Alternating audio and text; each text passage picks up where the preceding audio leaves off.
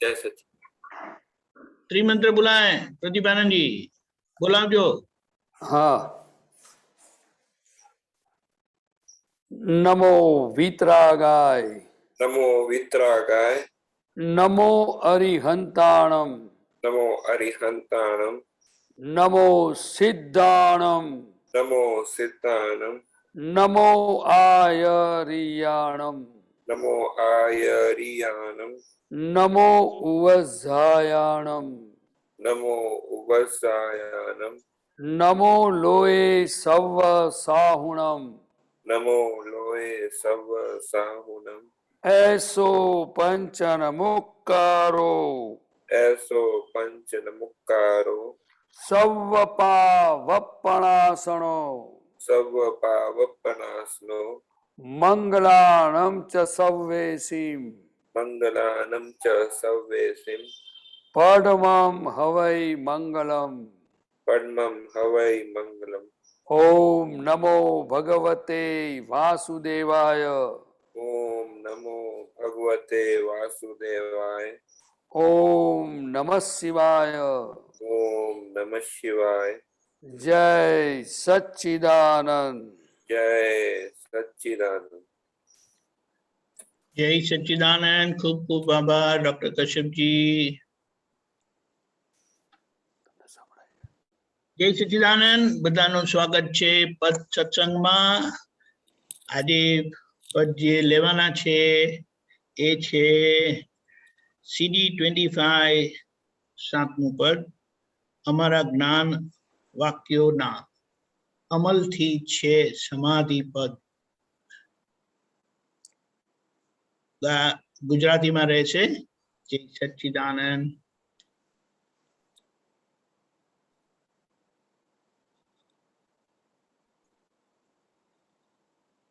जय सच्चिदानंद। अमारा ज्ञान वाक्यो ना अमल थी छे समाधि पद, छे कारण पांच आज्ञा मा परिणामे ज मोक्ष अबंध, अमारा ज्ञान वाक्योना। जय सच्चिदानंद। आमा आ पदमा कविराजे लख्यु छे के दादा भगवान एमणे जे कृपाए करीने आपने शुद्धात्मा पद एकलू नहीं आप्यू, परंतु ए शुद्धात्मा पदनु बीज रोप्या पछी ए फूली फालीने केवल ज्ञान स्वरूप एटले के निरावरण थतु जाय अने आपणा बधा महात्माओए जे पूर्वे करेली भूलो अने मन वचन कायामां कचरा स्वरूपे जे रह्यु छे ते ए बधो एनो निकाल थाय। तो ये केवी रीते थाय? तो ये दादा भगवाने एमना ज्ञानमां जोयुं के भाई आ शुद्धात्मा पद तो एमने प्राप्त थशे, ए तो बधुं एमने देखायुं, पण आ कचरो सॉल्व केवी रीते थशे, आ चोख्खो केवी रीते थशे? तो पछी आपणे 5 आज्ञा आपेली छे महात्माओने, तो के ए 5 आज्ञानी अमल एटले के आम एवुं कहेवाय के एप्लिकेशन, अने बीजुं કે જેમ જેમ આપણને એ 5 આજ્ઞાપૂર્વક જીવવાની પ્રેક્ટિસ પડતી જશે તેમ તેમ એનું પરિણામ શું છે? તો કે પહેલામાં પહેલા સમાધિ થાય। તો કે કઈ સમાધિ? તો કે આદિ વ્યાધિ ઉપાધિમાં સમાધિ। આદિ વ્યાધિ ઉપાધિ કોને કહેવાય? તો કે આધિ એટલે કે માનસિક દુઃખ, વ્યાધિ એટલે શારીરિક દુઃખ, અને ઉપાધિ એટલે બહારથી આવી પડેલા બધા प्रतिकूल संजोगो। ये जे आपने मन वचन काया ने हलावे छे अने आपणे मन वचन काया ते हूँ छू मानी अने जीवेला एटले एनी असरो बधी थती होय छे। तो ते वखते हूँ शुद्धात्मा छू अने आ रिलेटिव रियल व्यवस्थित शक्ति करता छे अने फाइलोनो संभावे निकाल करवो અને એ 5 આજ્ઞાનો જે ઉપયોગ છે એ જે ઉપયોગની ગોઠવણીપૂર્વક જાગૃતિપૂર્વક આ સંજોગોમાં આપણે જીવી જઈએ તો પહેલી સમાધિ થઈ જાય. સમાધિ એટલે કે આપણને કોઈ સંયોગ આપણને અડે નહીં અને નિર્લેપ અને અસંગપણાનો અનુભવ થાય. અને કે જેનું કારણ છે 5 આજ્ઞા એ એવી ઉત્કૃષ્ટમાં ઉત્કૃષ્ટ વસ્તુ છે કે મોક્ષે જવા માટે દાદા ભગવાન કહેતા હતા કે આનાથી આગળ હવે કશું જ નથી. જે છે એ આ 5 આજ્ઞા છેલ્લામાં છેલ્લી છે, બાકી બીજો કોઈ ઉપાય હવે રહ્યો નથી. એટલે જે તીર્થંકર ભગવંતોના હૃદયમાં હતું એ જ વસ્તુ આપણને આપી છે. એ 5 આજ્ઞા દાદા ભગવાનને વર્તી હતી અને લખ્યું છે કે પરિણામે જ મોક્ષ અબંધ, એટલે કે આ મોક્ષ 100% કોઈ પણ જાતનો અબંધ એટલે કે કોઈ જાતનો આપણને હવે બંધન કશું અડે નહીં અને 100% આપણે અસંગપણે રહી શકીએ અને આપણે આપણા સુખનો અનુભવ થાય અને આ પૂતગલથી ભિન્નપણે જીવી શકીએ અને કર્મોના બંધ વગર આપણે ધીરે ધીરે આપણે મોક્ષમાં આગળ વધી શકીએ. પણ દાદા કહેતા હતા પહેલાં આ દેહ મોક્ષની જીવતા અનુભૂતિ થવી જોઈએ, એટલે કે દુઃખોનો અભાવ અને સુખનો સદભાવ અને છેલ્લે અંતિમ મોક્ષ, એટલે કે પછી ત્યાં પછી કશું રહ્યું નહીં. દીપક જય આનંદ, સચ્ચિદાનંદ. જય સચ્ચિદાનંદ. તમે વચ્ચે કહેજો કઈ વાત કરવી હોય તો. એક વાત એમ આવે છે હમ. કે આ આજ્ઞાની વાત આવી ને એટલે ખાસ એક પૂછવાનું કહો, કહેવાનું કહો કે દાદાએ આજ્ઞા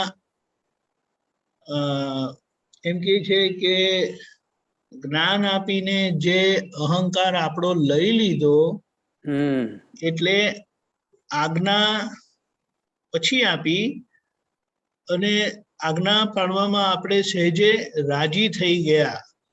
બરાબર છે. સહેજે રાજી થઈ ગયા અને છતાં એમણે એમ કીધું કે આજ્ઞા એ બિન શરત છે, બે કાયદા કાયદો છે.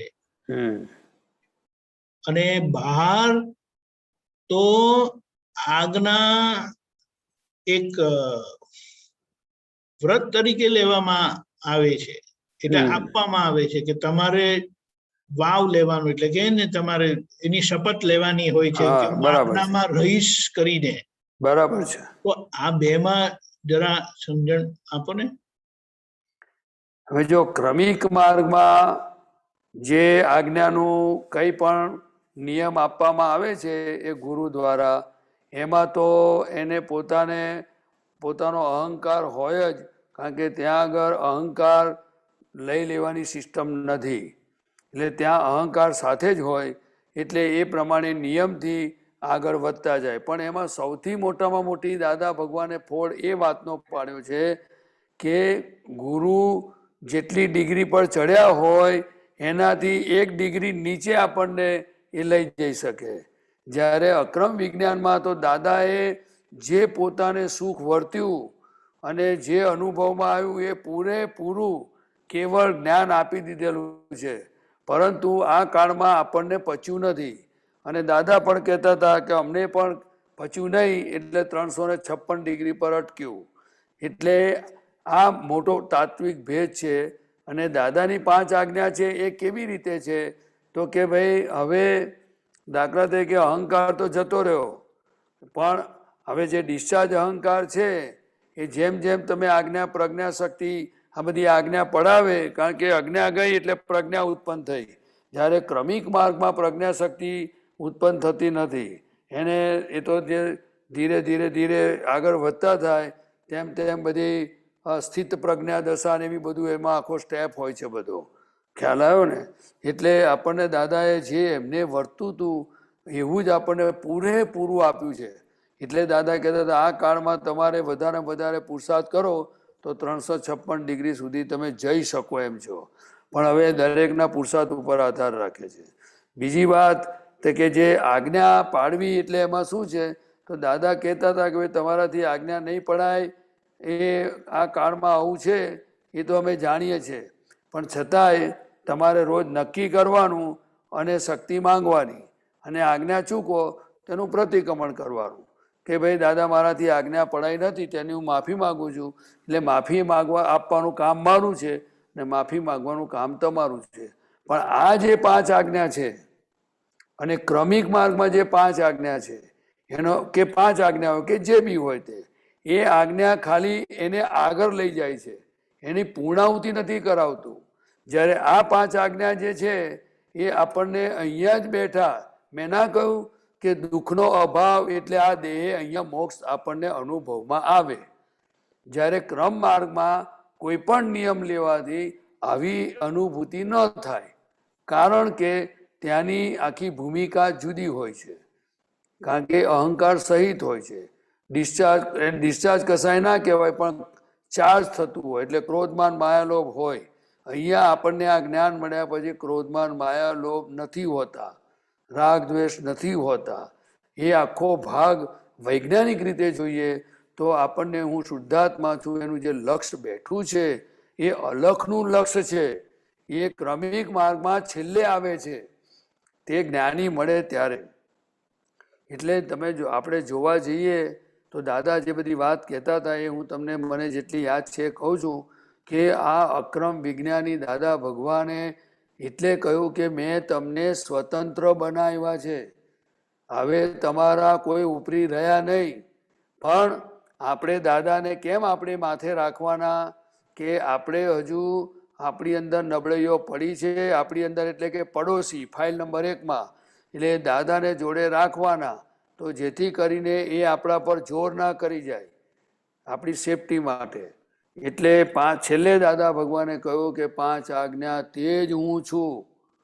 એટલે આપણો આખો જે આ પુરુષાર્થ ધર્મ જે પ્રાપ્ત થયો છે આપણને, એ જેમ જેમ આપણને જેટલો સમજાતો જાય દાદાની કૃપાથી એમ આપણે પુરુષાર્થ માંડવા જેવો છે. દીપાકાનાજી કંઈ પણ હજુ હોય તો કહેજો. એક મિનિટ, હવે આમાં આપણે એક વસ્તુ થોડી સમજવા માંગુ છું કે બહાર જે છે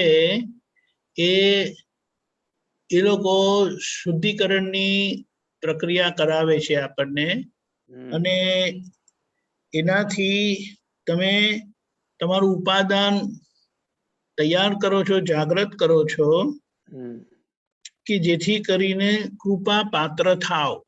બરાબર છે. ત્યારે દાદા ભગવાનની અહીંયા એક અપવાદ રૂપે આપણને કૃપા પ્રાપ્ત થઈ જાય છે. દાદાએ કીધું તમે અમને ભેગા થયા ને એ જ તમારું અધિકારીપણું છે, એ જ તમારી પાત્રતા છે. અને તેથી અહીંયા જે આજ્ઞા છે તે જે કૃપાથી જ્ઞાન પ્રાપ્ત થાય છે, પોતાની ઓળખાણ પ્રાપ્ત થાય છે, તો એ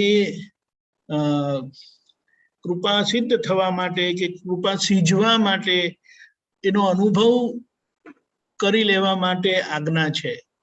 ત્યારે બહાર જે આજ્ઞા છે તે એના અધિકારી થવા માટેની આજ્ઞા છે. બરાબર છે.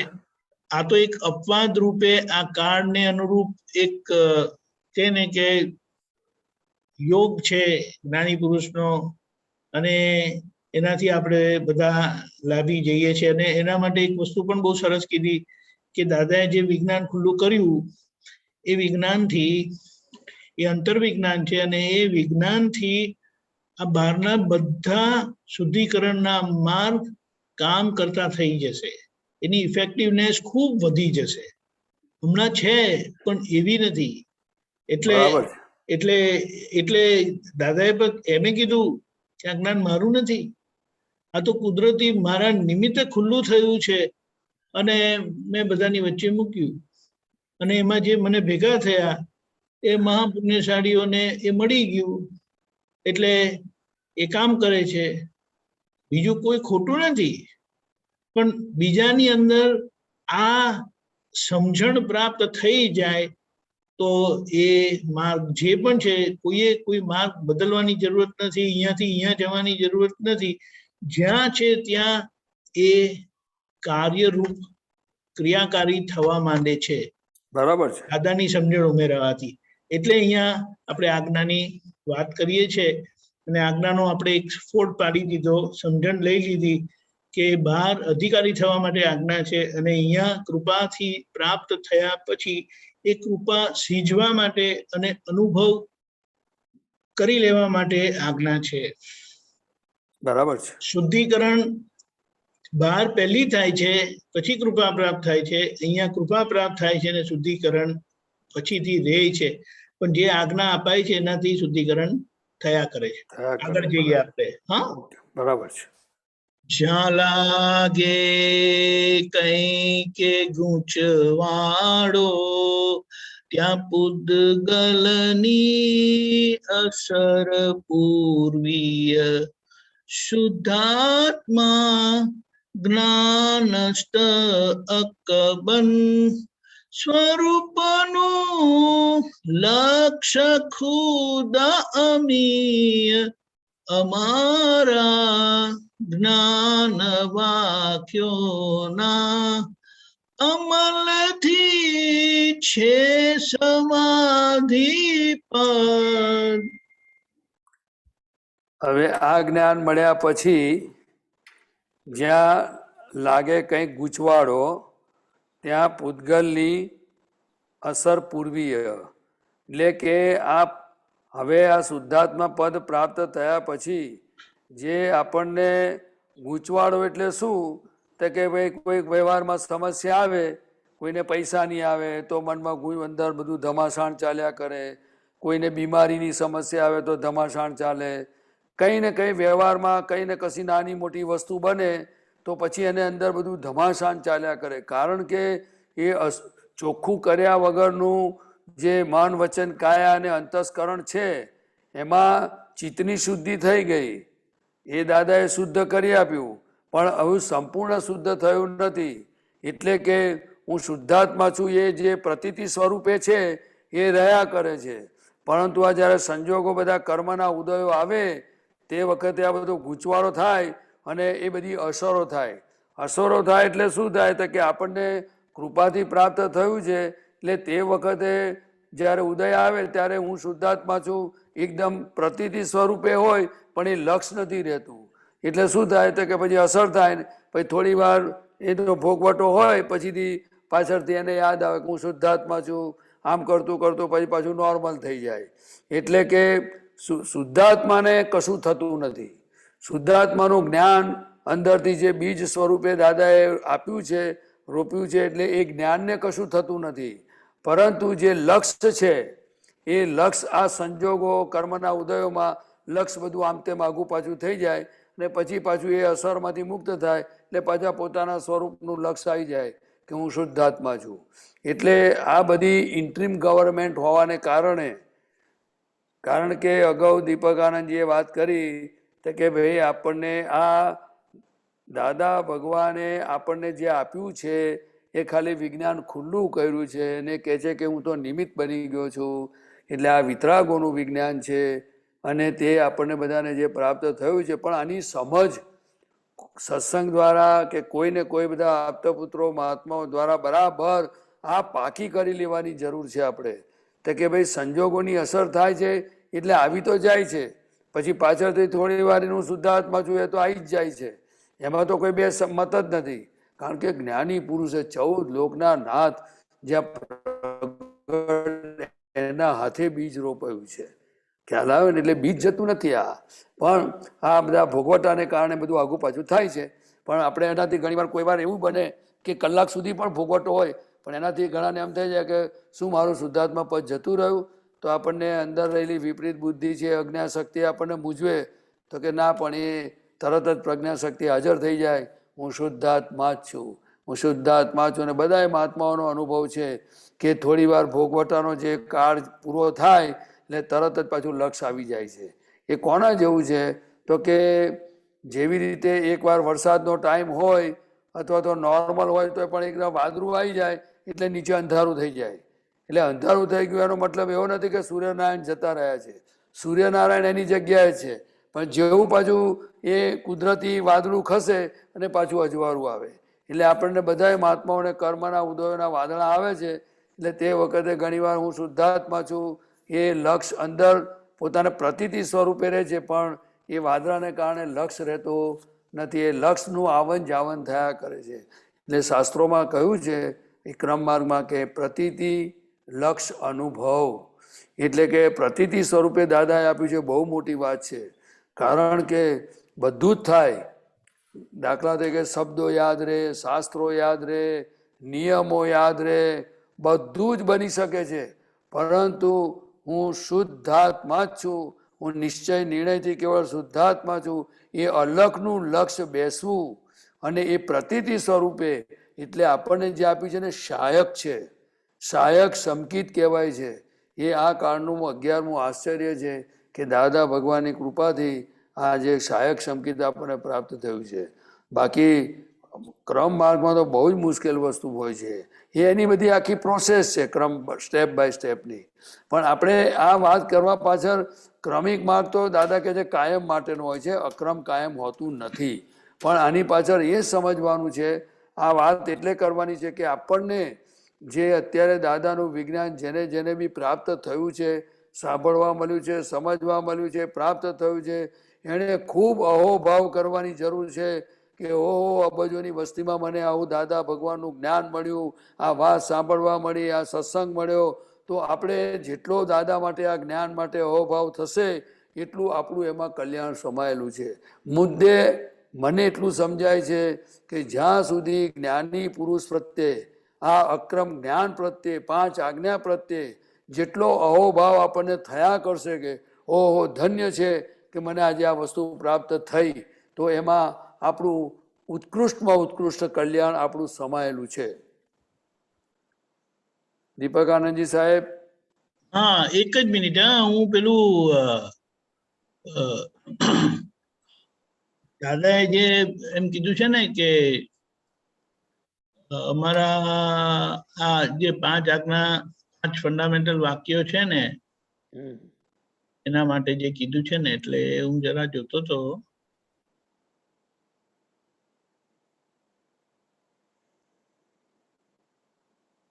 હા,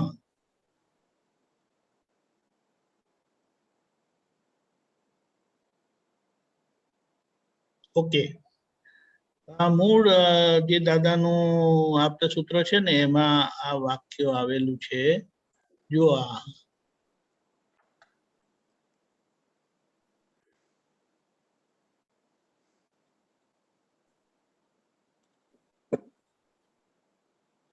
યસ, બરાબર છે. હવે અમારી 5 ફંડામેન્ટલ વાક્યો છે, અમારા 5 ફંડામેન્ટલ વાક્યો છે, એનાથી આખા વર્લ્ડને કામ કાઢી લેવું હોય તો તેમ થઈ શકે તેમ છે. સ્વરૂપનું જ્ઞાન ના હોય તોય આ વાક્યોની આરાધનાથી ઘણું કામ ચાલી જાય. હવે જો દાદા ભગવાનના વાક્યો અને વચનો ઉપર તો આપણે કોઈ પણ જાતની શંકા નથી, પણ આ 5 ફંડામેન્ટલ વાક્યો એ જેટલા એઝ ઇટ ઇઝ સમજમાં આવે તો કામ નીકળી જાય. કારણ કે વિજ્ઞાન છે. આ શું છે? એટલે કે વિજ્ઞાનમાં નિયમ જ હોય કે ભાઈ દાખલા તરીકે તમે સાકર મોડામાં મૂકો એટલે તમને ગળી લાગે, તમે મીઠું મોડામાં મૂકો તો તમને ખારું લાગે. એવી રીતે આ ફંડામેન્ટલ વાક્યો એ સાયન્ટિફિક રીતે જોવા જઈએ તો આપણે જો એને બરાબર જ્ઞાની પુરુષની દ્રષ્ટિએ કોઈ આપણને વ્યવસ્થિત સમજાય અને કોઈ સમજણ આપનાર મળી જાય તો કામ નીકળી જાય. પણ એવા એ 5 ફંડામેન્ટલ પાછળ કોણ પડે? એ તો પહેલાં તો એવી પુણ્ય જોઈએ કે એમને 5 ફંડામેન્ટલ વાક્યો ભેગા થવા જોઈએ. અને આ ભેગા કોને થાય? કે જેને આવી તીવ્ર ભાવના હોય કે ભાઈ મારે ખરેખર મારું કામ કાઢી લેવું છે, તો કુદરત તો હંમેશા નિષ્પક્ષપાતી રહી છે, એને ભેગું કરી આપે છે. એટલે આમાં તો દીપક આનંદજી એમાં કોઈ શંકાને સ્થાન જ નથી. બરાબર. એટલે હું એમ વિચારતો હતો કે દાદાએ જ્યાં આ રીતે કીધું કે અને કવિરાજના પદમાં આવ્યું કે અમારા જ્ઞાન વાક્યોમાં ના અમલથી છે સમાધિ પદ. તો આ જે મૂળ આ 5 આજ્ઞા છે ને 5 ફંડામેન્ટલ વાક્યો છે એ આપણે એમ કહી શકીએ ને કે દાદાના મૂળ જ્ઞાનના વાક્યો છે, જબરજસ્ત. બરાબર છે. અને એની અમલ એટલામાં જો આજે અમુક જે આવેલા છે સૂત્ર, જ્ઞાની પુરુષની આજ્ઞાપૂર્વકનું ઠેઠનું કરવું હોય તે કરી લેવાય. વખત ફરી ના મળે. અમારી 5 આજ્ઞાની બહાર આ જગતનું એક પણ પરમાણુ નથી. એટલે આપણે આ 5 વાક્યો, જે જ્ઞાન વાક્યો આપણે એમ કહી શકીએ, ફંડામેન્ટલ વાક્યો, એની અંદર આખા જગતનું સમાધાન આપી દીધું છે. બરાબર છે, બરાબર છે. તમે અમારી 5 આજ્ઞામાં રહો તે જ પુરુષાર્થ છે, એ જ ધર્મ છે, બીજો કોઈ પુરુષાર્થ નથી. આવી ગયું અને અમે બરાબર છે, બરાબર છે.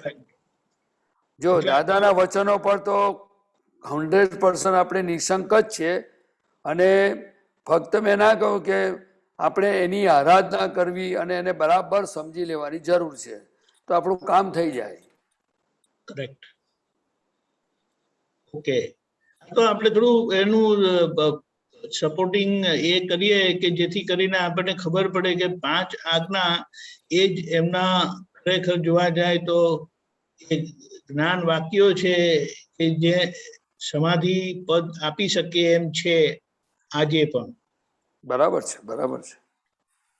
અજાગૃતિ થકી નુકસાન ચડાવે ચિત્ત મન ચગડોળ, ડખાડા અહમ આડાઈ, ભ્રમાવે બુદ્ધિ ભર્મ ડફોળ, અમારા જ્ઞાન વાક્યોના અમલથી છે સમાધિ પર.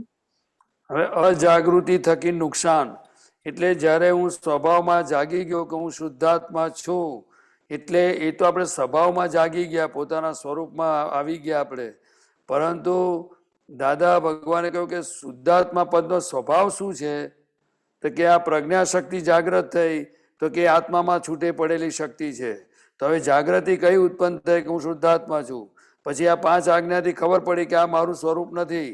તો આ મન વચન કાયામાં તે વખતે આપણે કંઈ પણ અંદર થતું હોય, દાખલા કે ચિત્ત ક્યાં જાય છે, મન સુખ ચકદોડે ચડ્યું છે, કઈ વાતો લઈને કોઈ ઘરમાં કોઈ વ્યક્તિનો વ્યવહાર જોયો કે કંઈક પ્રસંગ બન્યો કે કોઈ શબ્દ બોલી ગયું, તો પછી એની માટે જે 5-10 મિનિટ સુધી, અડધા કલાક સુધી ચકદોડે ચડતું હોય, તો તે વખતે આ અજાગૃતિ હોય તો તે વખતે આપણને પોતાનું સુખ આવે નહીં. તો કે નુકસાન શું થયું? તો કે કર્મ બંધાતા ભલે નથી, પરંતુ જે સંજોગોની અંદર આપણું આત્મવીર્ય, આત્મશક્તિ, અવ્યાબાદપણું, જ્ઞાતા દ્રષ્ટાપણું, જે બધું ખુલ્લું થવું જોઈએ એ સંજોગોમાં ના થાય, આપણું સુખ ના આવે, એટલે એ નુકસાન થાય. બીજું શું થાય અજાગૃતિથી? તો કે આપણે અંદર દાખલા તરીકે ચિત્ત ને મન બધું અંદર ચકદોડે ચડ્યું. દાખલા કે ઘણી વાર છે તો માણસ બેઠો હોય તો આપણને એમ લાગે કે કંઈક વિચારે ચડી જાય તો બેઠા બેઠા કઈથી કઈ ફરવા નીકળી ગયું ચિત્ત, એને કઈ ગમતા વિચારોમાં પડી ગયું હોય, આમાં પડી ગયું હોય, એ આ બધું ચકદોડે ચડે. અને હંમેશા એમાં દાદા ભગવાને બહુ ખાસ કહ્યું છે કે ભાઈ આ ચિત્તને તમે દાખલા કે જલેબીમાં કે ભજીયામાં હશે ને તો ચાલશે, પણ મિશ્ર ચેતનથી સાવધાન રહેજો. એટલે આ જે ચકદોડે ચડે એટલે શું થાય? તો કે રિલેટિવ રિયલની આજ્ઞા, વ્યવસ્થિત બધું 5 આજ્ઞા ટોટલી સ્ટોપ થઈ જાય.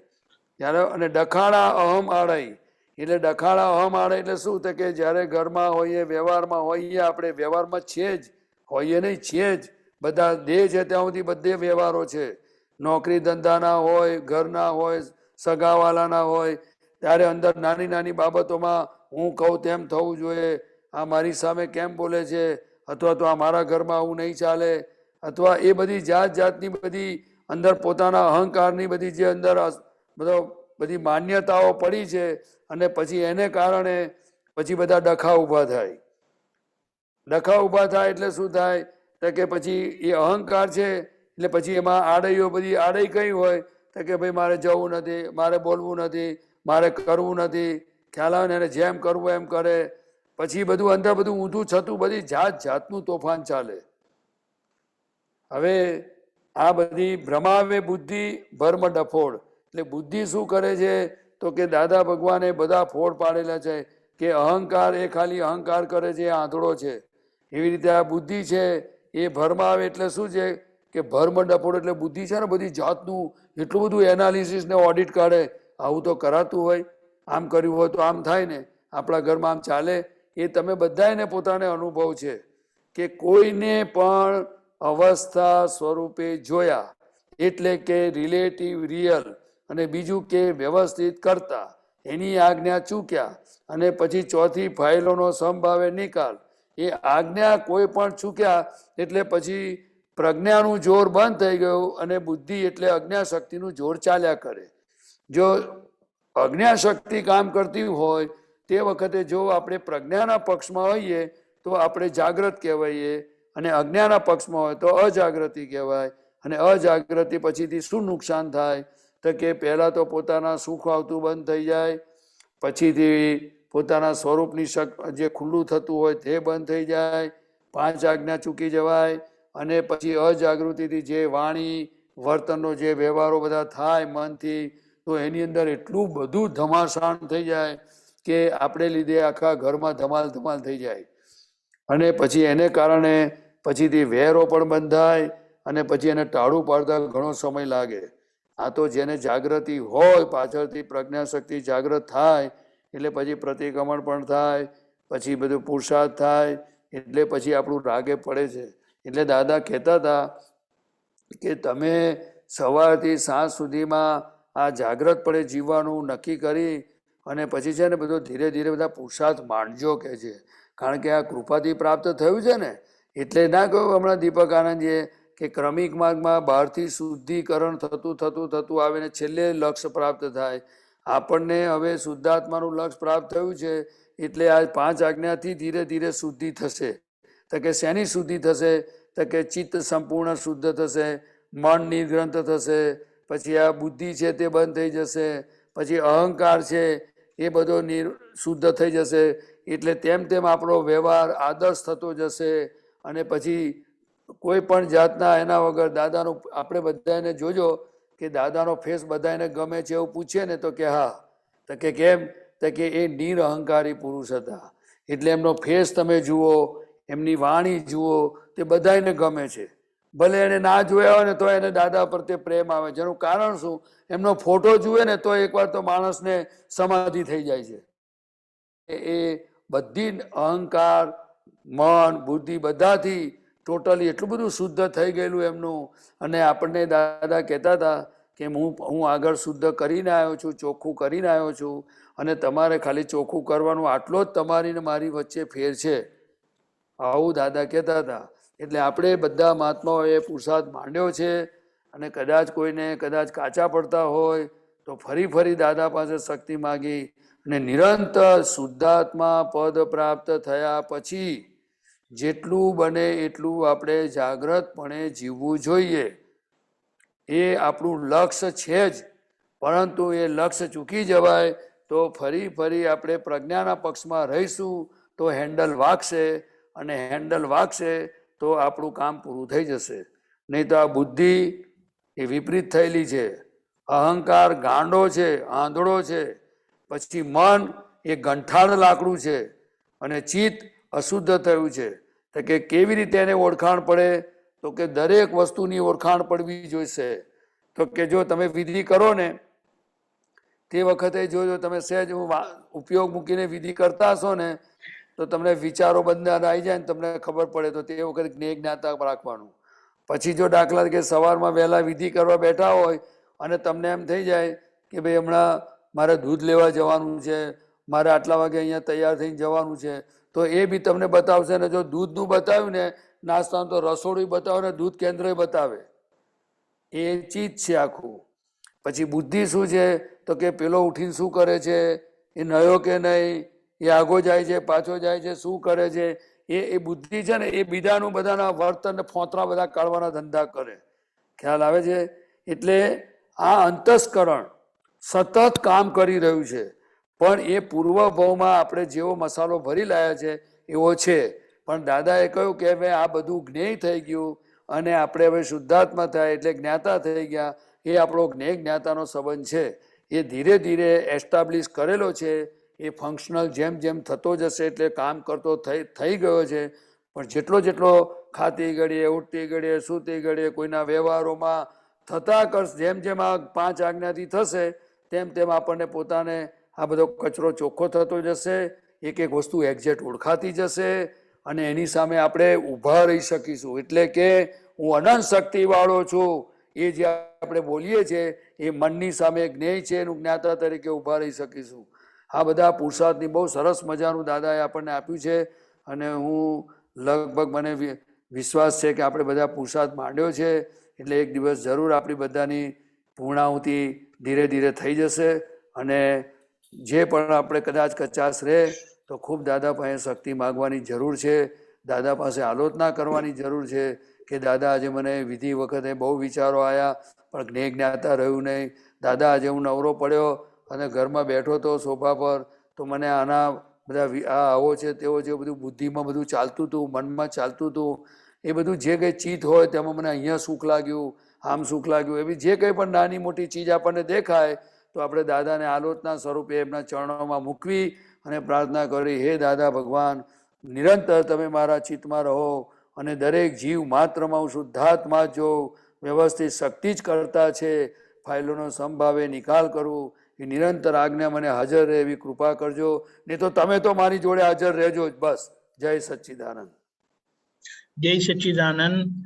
એમ કીધું છે ને કે જ્ઞાન મળે છે એટલે એક જાગૃતિ ખુલ્લી થાય જ છે, કારણ કે અંદર પ્રજ્ઞા શક્તિ જાગૃત થાય છે, ખુલ્લી થાય છે અને એ બિલકુલ અંદર કાર્ય કરતી હોય છે. એટલે આપણે એક જાગૃતિ આવેલી હોય છે. પણ જ્યારે સંજોગોનો ધક્કો હોય તો તે વખતે એ જાગૃતિ આજ્ઞા થકી રહી શકે એમ છે. એટલે એમ બહુ સરસ એમ કીધું છે કે હું શુદ્ધાત્મા જો પૂછ્યા વગર રહે એટલે કોઈ પૂછે નહીં ને આપણે અંદરથી રહે કે હું શુદ્ધાત્મા છું આવા સંજોગોમાં પણ તો એમ કે સંજોગોમાં લક્ષ્ય કરીને તમે હાજર રહ્યા. બરાબર. પણ અસરમાં આવી જાય અને કોઈ પૂછે કે તમે કોણ છો ને ત્યારે આપણે કહીએ કે હું શુદ્ધાત્મા છું તો એ પ્રતીતિ કામ કરે છે. એટલે આજ્ઞાને હાજર રાખવાથી એ જાગૃતિ આપણને સહેજે રહેશે કે હું શુદ્ધાત્મા છું. એટલે એમ કહેવાય કે આજ્ઞા હાજર તો દાદા હાજર, દાદા હાજર તો જ્ઞાન હાજર, જ્ઞાન હાજર તો સમજણ હાજર. તો પછી શું થાય તો કઈ કે ચિત્ત આપણને ફેરવે નહીં. મન જ્ઞાનથી આજ્ઞાથી સમાધાન પામેલું હોય એટલે આ ચગડોળે ના ચડે. અને એ અહંકાર જે ખાલી થાય છે, ભોગવટો કરાવે છે, તો એમાં એની પકડમાં આપણે આવતા નથી. એટલે આજે આપણો અહંકાર કેવો છે, ભલે ખાલી થતો છે, એ આપણા શરીરને ચલાવવા માટે જરૂરી છે પણ એ બીજાને પણ ચલાવવા ફરે છે. પ્રતિભાનંદજી તમે આમ ના કરતા, તમે આમ કરો, તમે આમ ના કરો, તમે આમ કરો, આમ કરો. હવે એ બધો એક્સેસ અહંકાર બધો વીટાયેલો છે આપણી અંદર. એટલે એને જોઈને કાઢવાનો છે. તો અહીંયા એટલે પછી આવી અજાગૃતિ રહેવાના કારણે પછી બુદ્ધિ કામ કરે છે અને બધું બગાડી નાખે છે વાતાવરણ. બરાબર. અહીંયા એ અજાગૃતિ સામે અજાગૃતિ કેમ રહી છે તો કે આજ્ઞાનો નિશ્ચય નથી. એટલે આજ્ઞાનો નિશ્ચયથી આખું આ આપણને ફળ મળી જાય છે જાગૃતિનું. અને પછી આ અસર બધી બંધ થઈ જાય. ચિત્ત મન ચગદોડે ના ચડાવે, આડાઈએ ના ચડે, કોઈ ડખો કરે નહીં, એટલે સીધું કામ થઈ જાય. પણ આખો આ પુરુષાર્થ વચ્ચે જે આખો મુકાયેલો છે એ આજ્ઞાનો છે. એ દાદાના મૂળ જ્ઞાન વાક્યો. આગળ જઈએ. બરાબર છે. પરમ પુણ્યાર્ક પંચામૃત પીનારા પામે છે પરિણામ. શુદ્ધાત્માને નિકટવર્તી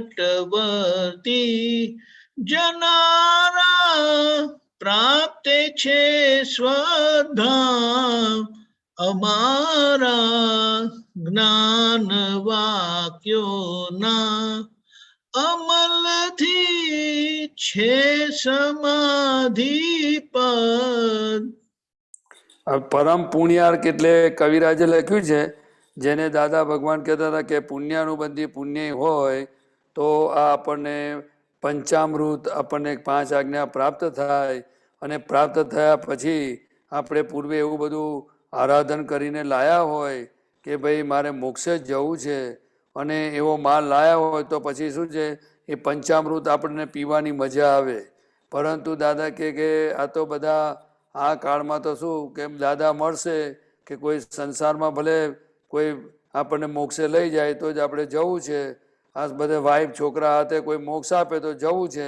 એટલે આપણે બધું દાદા કે મોટા ભાગનું આપણું છે ને આત્મા કરતાં બીજું બધું ટેન્ડર વધારે ભરેલું છે. એટલે આપણને શું છે કે આ પંચામૃત છે, એટલે કે આ પોતાનું અનંત સુખ આમાં આવે એવું છે, ખુલ્લું થાય એવું છે, એનો સ્વાદ આવે એવો છે. એટલી બધી આ પુણ્યથી આપણને મળ્યું છે. પણ શું છે કે એ આ કચરો માલ પડ્યો છે, જેને કારણે આપણે હજુ એકદમ એનો સ્વાદ આવતો નથી, ધીરે ધીરે આવી રહ્યો છે. અને છતાંય મહાત્માઓ પુરુષાર્થ માંડ્યો છે, એટલે એક દિવસ એનું પરિણામ આવશે જ કે ભાઈ શું તો કે ભાઈ હું અનંત સુખનું ધામ છું એ પછી બોલવાનું નહીં રહે, પછી હું શુદ્ધાત્મા છું એ બોલવાનું નહીં રહે. અને લખ્યું છે કે શુદ્ધાત્માને નિકટવર્તી જનારા પ્રાપ્તે છે સ્વધામ. એટલે કે દાદા પોતે દેહ છતાં દેહથી ભિન્નપણે એટલે કે અસંગપણે જે એ પોતે રહેતા હતા ને બોલતા હતા, પણ છતાંય એ કોઈ ચીજ મને સમજાતી નહોતી કે આ શું કહે છે, પણ એ બોલે તે ગમતું તું ખરું, અને લાગે કે દાદા બોલે એમાં કોઈ વસ્તુ જુદી ના હોય. પણ આજે એક એક શબ્દો ખ્યાલ આવે છે કે દાદા પોતે કહેતા હતા કે મેં તમને આ જ્ઞાન એટલા કેવી રીતે આપ્યું છે, તો કે મને પહેલાં એવું થયેલું કે સંસારમાં હોઈએ અને મોક્ષે જવા એવું બને જ નહીં, આ સ્ત્રી છોડવી પડે, ઘર છોડવું પડે, બધો ત્યાગ કરો ત્યારે જ મોક્ષ મળે. તો દાદાએ કહ્યું કે ભાઈ જો હું એમ કે આ ઇન્કમ ટેક્સ ભરું છું, બિઝનેસ કરું છું, એટલે તમને હિંમત આવે કે ના ખરેખર સંસાર નડતો નથી, સ્ત્રી નડતી નથી, છોકરા નડતા નથી, પણ અણસમજણ નડે છે. અને એ ખરેખર એમને કુદરતી રીતે એમની કલ્યાણની ભાવના હતી. તો કુદરતે જો આપણને પણ દાદા ભેગા થયા, દાદાનું જ્ઞાન, દાદાની દ્રષ્ટિ, સત્સંગ, અને આપણને ખ્યાલ આવી ગયો કે ખરેખર આ શુદ્ધાત્મામાં નિકટ. દાદા કે હું નિરંતર મોક્ષમાં રહું છું કે છે, પણ કોઈને માન્યામાં આવે નહીં, પણ અનુભવ થાય. તો કે શું અનુભવ થાય, તો કે જે નિરંતર શુદ્ધાત્મામાં વર્તતા હોય એની સાથે કે એની પેરીફરીમાં કોઈ પણ વ્યક્તિ આવે તો એને જોતા જ એને જગત વિસ્મૃત થઈ જાય. આ એનું પ્રમાણ દરેક ઘણા બધા મહાત્માઓને અનુભવમાં આવ્યું છે. તો કે એ પોતે જનારા પ્રાપ્તે છે સ્વધામ, એટલે નિરંતર પોતાના સ્વરૂપમાં રહેતા હોય. એટલે ક્યારે રહે તો કે જગત વિસ્મૃત થઈ ગયેલું હોય, અને જેનું જગત વિસ્મૃત થઈ ગયું હોય એવા પુરુષના સાનિધ્યમાં રહીએ ને તો આપણને પણ જગત વિસ્મૃત જ થઈ જાય. અને એ બધાનો અનુભવ છે. એટલે આપણે પણ હવે દાદા ભગવાને આપણને આ જ્ઞાન આપ્યું છે, આપણે શુદ્ધાત્મા પદ પ્રાપ્ત થયું છે, તો નિકટ કેવી રીતે વર્તવું જોઈએ આપણે, તો કે અવકાશ મળે, ફાઇલો હોય ત્યારે દાદાએ ફાઇલોનો સંભાવે નિકાલ કરવાનો કહ્યું છે, પણ જ્યારે અવકાશ મળે તો આપણે ખરેખર દાદાનું નિધિધ્યાસન છે, પોતાના ગુણોની ભજના છે, હું શુદ્ધાત્મા છું, એ પોતાના દેહથી ભિન્ન રહેવાનો આખો પુરુષાર્થ જે આપણને મળ્યો છે એ આપણે ધીરે ધીરે કરીએ છીએ. અને જેમ જેમ બધાની યથાશક્તિ પ્રમાણે એ બધા પુરુષાર્થ માણશે તેમ તેમ આ બધું કવિરાજે લખ્યું છે એ બધું દાદાની દશાનું લખ્યું છે, એ આપણને બધું અનુભવમાં આવશે. જય સચ્ચિદાનંદ. જય સચ્ચિદાનંદ. એટલે આપણે એમ કહી શકીએ કે આજ્ઞા અને આજ્ઞાના જ્ઞાન વાક્યો જે છે એ આપણને શુદ્ધાત્માની નિકટ લઈ જનારા છે. 100% સ્વસ્વરૂપમાં જ રાખે. જેમ કીધું છે ને કે અમારી આજ્ઞામાં રહે તો મહાવીર ભગવાન જેવી રીતે રહેતા હતા એવી રીતે મુક્તતાથી હરતા ફરતા રહે. એટલે એવી આ આજ્ઞા છે. એટલે આ રીતે આપણને દાદાની આજ્ઞા, એમના જ્ઞાન વાક્યો આપણને જ્ઞાનમાં જ રાખે, એટલે શુદ્ધાત્મામાં જ રાખે, સ્વરૂપમાં જ રાખે. એ શુદ્ધાત્માને નિકટવર્તી જનારા પ્રાપ્ત, જે સ્વધામ કરીને કીધું ને, કે આપણને અહીંયા જ મુક્તિનો અનુભવ કરાવે. જબરજસ્ત, બહુ સરસ.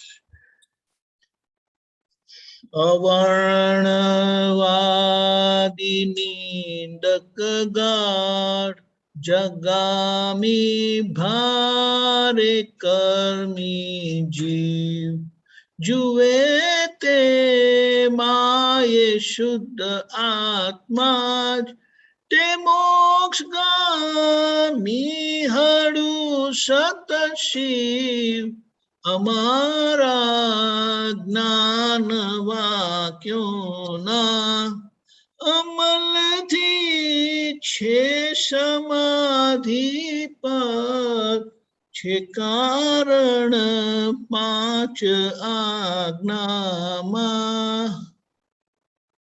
પરિણામે જ મોક્ષ અબંધ, અમારા જ્ઞાન વાક્યોના અમલથી છે સમાધિ પર.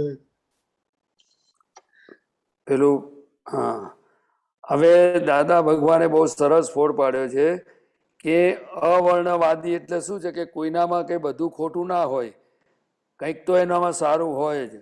પછી નિંદક ગાઢ જગગામી ભારે કર્મી જીવ. હવે આ વસ્તુ બધું છે ને દાદા ભગવાનના એમના ઉપર જ આ ઘણા બધા પ્રસંગો બનેલા. ઘણા લોકો આવતા હતા, તમે તમારી જાતને ભગવાન કેવડાવો છો, તમે લોકોને થબાકા પડાવો છો, તમે આમ કરો છો, બધું જાત જાતનું દાદા ભગવાન માટે બોલતા હતા. પણ દાદા હંમેશા હસતા હસતા એમને કહેતા હતા, કારણ કે એમની પાસે તો આખી વસ્તુ જ જે કહેવાય કે અંદર આખા ભગવાન ખુલ્લા થઈ ગયેલા, એટલે તો સવાલ જ નથી આવતો. પણ એ ક્યારેય એમણે ડિલિવરી લીધી નથી. એ પોતે કહેતા હતા કે ભાઈ અંબાલાલભાઈની ટપાલ આવે કોઈ તો અમે અંબાલાલભાઈને આપી દઈએ, પણ અમે લેતા નહોતા કે ભાઈ આ તમારી ટપાલ છે જોઈ લો. પણ એમનું એટલું બધું જાગૃતિવાળું ને એ બધા એ રીતે રહેતા હતા કે બધાને ખુલ્લે આમ કે જો ભાઈ હું ભગવાન નથી, હું તો ભાદરણનો પટેલ છું, કોન્ટ્રાક્ટનો નંગોળ ધંધો કરું છું, હું તો મારી અંદર જે પ્રગટ થયા છે એ ભગવાનની ભક્તિ કરું છું, અને આ લોકોને શીખવાડું છું કે ભાઈ તમારી અંદર એ જ દાદા ભગવાન છે, તમારે ડિગરીઓ ખૂટતી હોય તો પૂરી કરજો, ને તમે હું બોલું છું ને તમે બોલજો, ને મારે મારી પૂર્ણાહુતિ કરું છું. એ દાદા ભગવાનની જે કોઈ જગ્યા પર એટલી બધી એમની ટ્રાન્સફરન્સી હતી, અને એટલી બધી દરેક વસ્તુમાં એમની કરુણા સભર, અને એટલી બધી સામેવાળા જીવ ગમે તેવું આડું અવડું બોલે. અમે તો એટલે સુધી જોયેલું છે, પ્રસંગ બનેલો કે એક માણસ તો દાદા જોડે ઝઘડા કરવા સુધી આવી ગયેલો, પણ દાદા એને એવા પ્રેમથી વાળતા હતા. એટલે લખ્યું અવર્ણવાદી નિંદક ગાઢ જગામય ભારે કર્મી. એટલે શું છે, પણ એ દાદા ભગવાન પોતે એમનામાં નિરંતર એ કહેતા હતા કે અમે પહેલી વાર જ્યારે અમારી સામે કોઈ પણ વ્યક્તિ અમે બેઠા હોય ને અમારી સામે આવે એટલો અમને એકવાર પૂતગલ દેખાય, પણ તરત જ અમારી દ્રષ્ટિ શુદ્ધાત્મામાં જ હોય. એટલે કે એ એવું કહેવા માંગતા હતા કે અમારી દ્રષ્ટિ પૂતગલમાં ગમે તેવા કર્મના ઉદયો અને ગમે તેવું હોય, પણ અમારી એ પૂતગલ તરફ દ્રષ્ટિ નથી રહેતી, અમે નિરંતર એનામાં શુદ્ધાત્માની લક્ષ રહ્યા કરે. એટલે દાદા પોતે જે રીતે જીવતા હતા અને જીવી ગયા, અને આપણને પણ એ દ્રષ્ટિ આપી છે. તો એને દાદાને શિવ સ્વરૂપ કેમ કહેવાય? તે કે મોક્ષગામી હળુ સત શિવ, એ દાદા ભગવાન માટે લખાયું છે. અને જે પણ આવી રીતે શુદ્ધાત્માની દ્રષ્ટિ રાખી અને ગમે તેવી પ્રકૃતિવાળા લોકો આપણને કર્મના ઉદયથી ભેગા થાય અને આડાવડા વ્યવહારો થાય, પણ જો અંદર આપણી શુદ્ધાત્મા દ્રષ્ટિ રહેશે એ સમય અને નિરંતર જેમ જેમ થતી જશે જીવ માત્રમાં, તો આપણે પોતે પણ ખરેખર દાદા જેવા સત શિવ જ છે, શિવ સ્વરૂપ જ છે. પરંતુ અત્યારે આપણે ઇન્ટ્રીમ ગવર્મેન્ટમાં છીએ, એટલે આપણને ઘણીવાર, હું તમને મારી જ વાત કરું કે કોઈ પણ એવો અમુક વ્યવહાર મારી આંખ સામે આવે તો મને એનામાં શુદ્ધાત્મા એકવાર દેખાતા નથી. ભલે પછીથી પ્રતિક્રમણ થાય, શુદ્ધાત્મા દેખાય, પ્રદીપ તારી ભૂલ છે, બધું પાછળથી બધા દાખલા થાય છે, બધો પછી રિપેરિંગ એનું ચાલતું હોય છે. પણ એક વખત તો દાખલા તરીકે જો કોઈ અમુક નિયમોની બહાર કે અમુક પ્રિન્સિપલની બહાર કશું કંઈ આમ તેમ થયું તો એક વખત તો બ્લાસ્ટ થઈ જાય છે. એટલે એ કચાશ છે, પણ એ નીકળી જશે. પરંતુ એના ઉપરાણા લેવા જેવા નથી. પણ એટલું તો ખબર પડે છે દાદાની કૃપાથી, અને કે ખરેખર આપણે આજ્ઞા ચૂકાય છે, અને આપણને હજુ આ પ્રતિકૂળ સંજોગોમાંથી કેમ કમાણી કરવી અને એને શુદ્ધાત્મા તરીકે નિર્દોષ જોવો, એ હજુ ઘણું બધું મારું કાચું પડે છે. અને એ બધું પાકું થઈ જાય એવી પ્રાર્થના છે દાદાને. અને હું તમને પણ બધાને કહું છું કે તમે તો બધા ખૂબ પુરુષાર્થ માંડ્યો છે, એટલે તમને આ બધું કદાચ નહીં થતું હોય. એટલે ખૂબ ખૂબ તમને બધાને જય સચ્ચિદાનંદ. દીપક આનંદજી, જય સચ્ચિદાનંદ. જય સચ્ચિદાનંદ. એટલે આપણે એમ કહી શકીએ ને કે આ આજ્ઞાના જે જ્ઞાન વાક્યો છે મૂળ, બીજા બધા ખૂબ છે, પણ આ મુખ્ય તો એ આપણને સામાન્ય નિર્દોષ દેખાડે, પોતાની ભૂલ દેખાડે, અને સામાન્ય નિર્દોષ દેખાડે, સામામાં શુદ્ધાત્મા દેખાડે, તેમાં જુએ શુદ્ધાત્મા. તો પછી એ શુદ્ધાત્મા દ્રષ્ટિ એ નિર્દોષ દ્રષ્ટિ છે, અને એ જ પોતાનું એ કલ્યાણ કરે છે અને સામાનું એ કલ્યાણ કરે છે. જેમ ભગવાને સામાન્ય ચંદ્રકોષને નિર્દોષ જોયા ને એમની જોડેનું આખું ડીલિંગ જે થયું તે આખું એમણે પોતાનું તો કલ્યાણ કર્યું, કશાય રહિત રહીને, જ્ઞાનમાં રહીને, જોવા સ્વરૂપે રહીને, મુક્ત રીતે છૂટા રહીને આખો એ કર્મનો સંજોગ જોયો. પણ એમનો જે આખો વ્યવહાર એના આ સમજણથી થયો, તો એના આધારે સામાનું એ કલ્યાણ થયું. એટલે આવી દ્રષ્ટિ જ્યાં છે, અનુભવ સિદ્ધ વચનો જ્યાં છે, જ્ઞાન વચનો, જ્ઞાન વાક્યો, તો એ પોતાનું તો કલ્યાણ કરે, પણ સામાનું એ કલ્યાણ કરે. કારણ કે દ્રષ્ટિ નિર્દોષ થાય છે, અને દ્રષ્ટિ નિર્દોષ થયેલી પોતાનું એ કલ્યાણ કરે ને બીજાનું એ કલ્યાણ કરે. બહુ સરસ. જય સચ્ચિદાનંદ. એક પ્રશ્ન આવ્યો છે ડોક્ટર ઋષભજી. જય સચ્ચિદાનંદ. બીજા પેરાગ્રાફમાં છે, શુદ્ધાત્મા જ્ઞાનસ્થ અકબંધ સ્વરૂપનું લક્ષ્ય ખુદ અમીય. આ થોડું વધારે સમજાવો આનો અર્થ. શુદ્ધાત્મા જ્ઞાનસ્થ અકબંધ સ્વરૂપનું લક્ષ્ય ખુદ અમીય. અમીય એટલે અમૃતના. એટલે હવે જો મને બહુ શબ્દોનું તો મારા દીપક આનંદજીને જ પૂછવું પડશે, કે એક એક કવિરાજના બધા શબ્દોની મને સૂઝ નથી પડતી, એટલે અમીય બધું પૂછવું પડશે. પણ શુદ્ધાત્મા જ્ઞાનસ્થ એટલે કે જે આપણે આખું જે જ્ઞાન સ્વરૂપ છે એ કયું છે, તો કે ભાઈ અનંત જ્ઞાન, અનંત દર્શન બધું છે શુદ્ધાત્માની અંદર જ છે. પણ આપણને અત્યારે હું શુદ્ધાત્મા છું એ ભાન થયું છે, અને આ મન વચન કાયા છે એમાં જ્ઞાનનો છાંટોય નથી. ખ્યાલ આવ્યો ને? એટલે આપણું પોતે વિજ્ઞાન સ્વરૂપ છે, જ્ઞાન નહીં પણ વિજ્ઞાન સ્વરૂપ છે. પણ જ્ઞાનસ્થ એટલે કે શુદ્ધાત્મામાં એ અનંત જ્ઞાન, અનંત દર્શન બધું એમાં આવી જાય. અને આ શુદ્ધાત્મા છે ને એ પહેલું સ્ટેશન છે. કયું સ્ટેશન છે? પહેલું સ્ટેશન છે. જેમ આપણે દાખલા તરીકે બોમ્બેમાં એન્ટર થવું હોય તો સમજો કે આપણે વિરારને કે બોરીવલીને પહેલું સ્ટેશન માણીએ, અને છેલ્લે ચર્ચગેટ આવે એટલે પૂરું થયું. એના જેવું છે આ. બરાબર?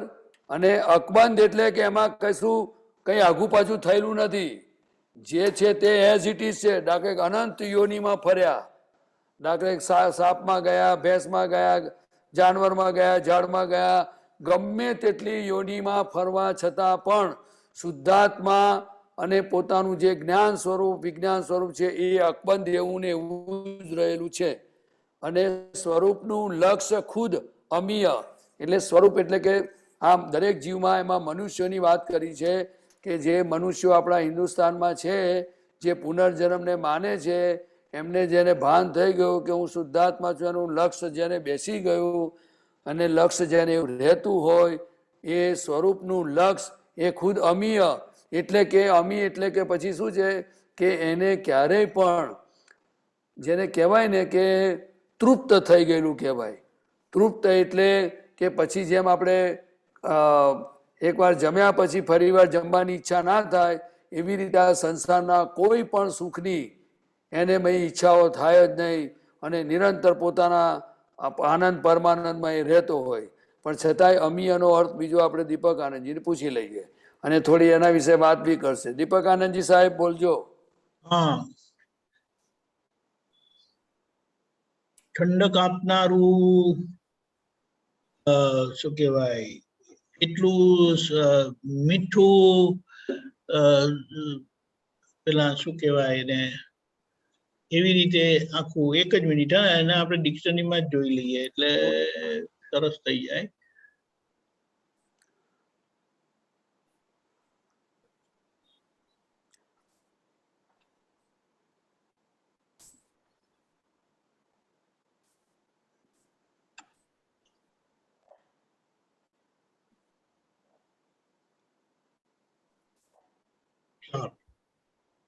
અમૃત, સુધા, સમાન, દયા, કૃપા, મીઠાશ, રસકસ વાળું. એટલે કે આ સ્વરૂપનું લક્ષ્ય બેસી જાય તો ઠંડક તેનો અમૃત સમાન કામ કરે, એવી રીતે કરેક્ટ. એટલે આમાં મેઇન વસ્તુ શું છે? શુદ્ધાત્મા જ્ઞાનસ્થ અકબંધ એટલે શું? શુદ્ધાત્મા પોતે જ જ્ઞાન સ્વરૂપ છે, ચૈતન્ય ઘન સ્વરૂપ છે, ચેતન સ્વરૂપ છે, અને ત્યાં પોતે પોતાનું લક્ષ કે હું શુદ્ધાત્મા છું કરીને રહ્યું, તો એ પોતે જ આવું સુખમય છે. તો આપણે એવી રીતે રહીએ પછી ગૂંચવાડામાં. જય સચ્ચિદાનંદ. આપણી પાસે થોડો સમય છે, કોઈને પ્રશ્ન પૂછવો હોય તો પૂછી શકે છે.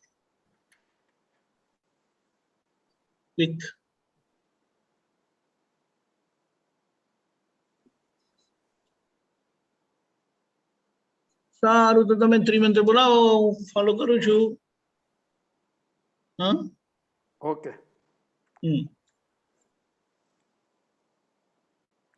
નમો વિતરાગાય, નમો વિતરાગાય, નમો અરિહંતાણમ, નમો અરિહંતાણમ, નમો સિદ્ધાણમ, નમો સિદ્ધાણમ, નમો આયરિયાણમ, નમો આયરિયાણમ, નમો ઉવઝાયાણમ, નમો વજ્જાયાણમ, નમો લોય સવ સાહુણમ, નમો લોય સવ સાહુણમ, એસો પંચન મુક્કારો, એસો પંચન મુક્કારો, સવપાવપણાસણો, સવપાવપણાસણો, મંગલાણમ ચ સવ્વેસીમ, મંગલાણં ચ સૌવેસીમ, પડમમ હવૈ મંગલમ, પડમં હવૈ મંગલમ. ઓમ નમો ભગવતે વાસુદેવાય, ઓમ નમો ભગવતે વાસુદેવાય, ઓમ નમઃ શિવાય, ઓમ નમઃ શિવાય. જય સચ્ચિદાનંદ. જય સચ્ચિદાનંદ. જય